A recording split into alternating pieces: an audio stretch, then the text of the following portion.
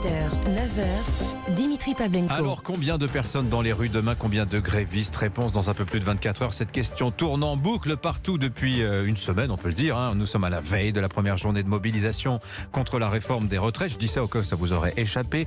Penchons-nous ce matin sur le président de la République. Emmanuel Macron ne sera pas en France demain, mais en Espagne pour un sommet franco-espagnol. Il a rendez-vous là, dans un quart d'heure avec le grand patron de la NBA, le basket américain. Il va parler santé ce soir avec François Braun. Entre-temps, il y a Conseil des ministres ce matin et puis déjeuner avec Elisabeth Borne à 13h. Alors, la retraite est absente totalement de l'agenda présidentiel du jour. Ceci dit, c'est certainement dans toutes les têtes. Qu'en est-il aussi des syndicats? Il y a beaucoup de réactions aux menaces formulées par le patron de la CGT Mines Énergie, annonçant qu'il comptait aller voir ceux des élus qui veulent soutenir la réforme. Cela, on va s'occuper d'eux, dit-il. Si d'aventure ils ne comprennent pas le monde du travail, on les ciblera dans les coupures qu'on saura organiser. Mais quelle phrase!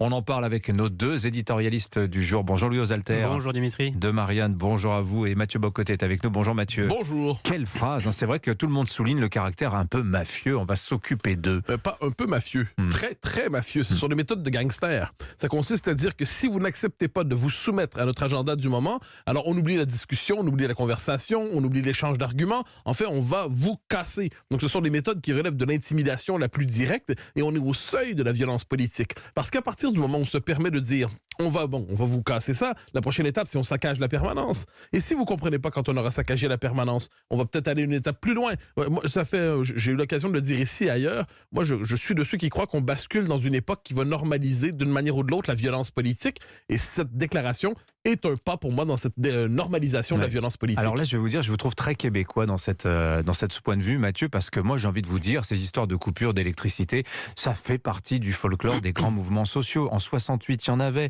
En 95, je vous en trouve. En 2020, la CGT avait revendiqué une coupure d'électricité en Ile-de-France. 60 000 clients pénalisés à l'époque, dont le marché de Rungis, etc. Louis Osalter, c'est vrai, malgré tout. Alors, c'est vrai que ça paraît scandaleux, c'est réprouvé, c'est interdit par la loi, mais c'est toléré. Dans le folklore des mouvements sociaux, il y a aussi... Mathieu Bocoté n'en revient pas, mais c'est pourtant vrai. Oui, non, mais c'est vrai. Moi, je suis pas étonné du tout par sa déclaration, même si le secrétaire de la branche mine CGT est un peu revenu dessus en disant que c'était un dérapage du concerné. Il a un peu modéré son propos. Quoi qu'il en soit, dans le folklore, en fait, on voit le petit théâtre habituel qui se met en place. Là, on est vraiment dans les purs très classiques d'un mouvement social, pour l'instant. Donc, il y a le gouvernement qui présente une réforme en disant qu'il ira jusqu'au bout. Il y a les syndicats qui, là, sont unis, qui organisent les manifestations. Et on va compter combien il y a de manifestants par rapport aux réformes précédentes. Il y a ces actions ciblées, éventuelles, avec ce type de menaces contre les élus. Mais qu'est-ce qui va être important, en fait? Pourquoi ça, c'est décisif? En fait, ce genre de déclaration, c'est ce qui peut en réalité donner un avantage au gouvernement.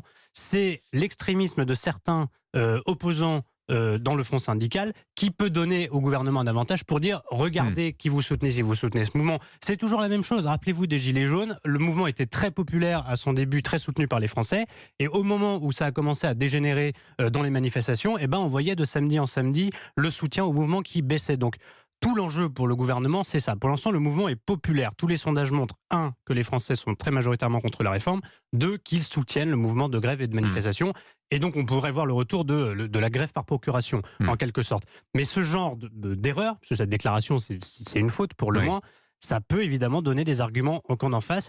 Et c'est là qu'on évaluera le point de bascule. Est-ce qu'à un moment, le mouvement perd le soutien des Français ou pas? C'est décisif. Je précise que le Code de l'énergie prévoit de lourdes amendes normalement quand on entre dans un local de distribution d'électricité, qu'on manœuvre le matériel dans le but de nuire. Mathieu Bocoté. Je me permets de dire, vous dites que je suis très québécois là-dessus, mais je dirais que les Français sont il y a quelque chose là-dedans d'excentrique d'un point de vue non français. Ah oui, non, c'est-à-dire la banalisation de la menace politique. On juste décrire les choses telles qu'on les décrirait dans un journal international.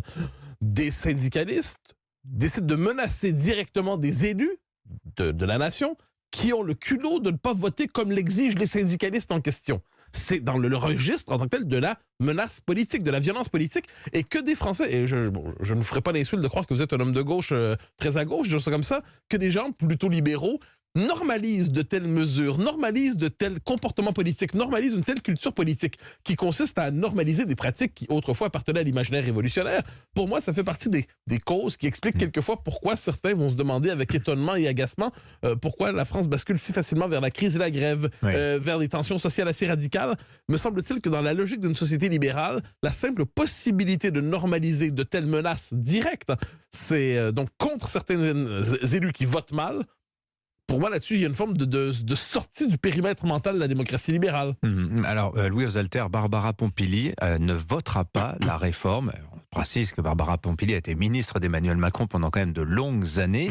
Un autre député Renaissance de l'Hérault, Patrick Vignal, lui non plus ne votera pas. Et alors, parce qu'il a entendu la colère de ses administrés, des gens qu'il représente dans sa circonscription, est-ce que vous croyez que cette grande journée de mobilisation, que le gouvernement est ébranlé par l'ampleur de l'hostilité à la réforme des retraites et de la mobilisation de demain? En tout cas, il fait profit bas.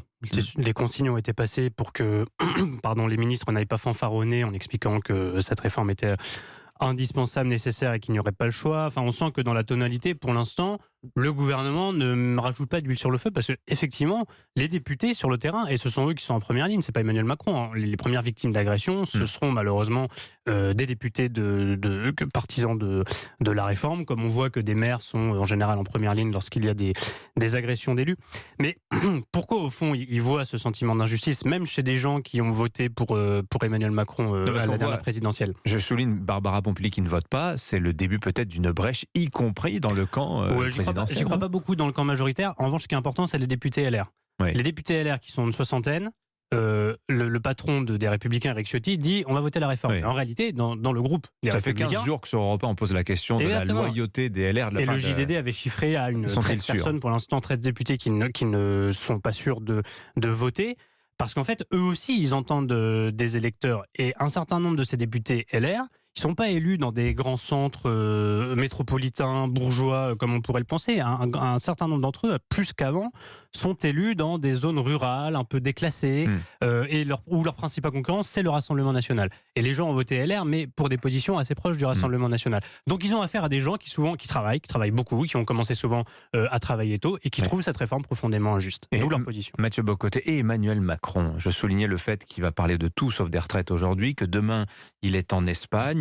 Est-ce que c'est une forme de fuite? Est-ce qu'il a raté sa communication autour de la réforme, etc. Pour ce que j'en comprends, c'est qu'il réserve, il choisit, et c'est pas pour maintenant manifestement, le moment de son apparition. C'est-à-dire si jamais il y a tension... En fera-t-il? Apparemment, c'est pas programmé. Non, pas pour l'instant, mais le fait est que s'il y a des tensions qui se multiplient, si la manifestation de jeudi en appelle une autre et une autre, autrement dit, si les tensions arrivent, il va y avoir besoin d'une parole, sinon je ne dirais pas de réconciliation, une parole qui apparaît en hauteur. Il dit, bon, on cherche à... Finalement, je vous ai compris, mais non pas sur le mode de la ruse cette fois, je vous entends, et voilà ce que je suis prêt à céder. Mais s'il apparaît dès maintenant dans la crise, c'est lui qui tombe finalement si le gouvernement est fragilisé. Donc il se place en surplomb avec une possibilité d'intervenir si la situation dégénère. Et on entend que les syndicats se mettent à parler comme les partis de gauche. D'ailleurs, je ne sais pas si vous avez remarqué, ils commencent à dire qu'Emmanuel Macron n'a été réélu que pour faire barrage à Marine Le Pen. Sous-entendu, il est illégitime à réformer les retraites. Je dis, ce sont deux choses. C'est-à-dire, est-ce qu'il a été élu pour faire barrage à...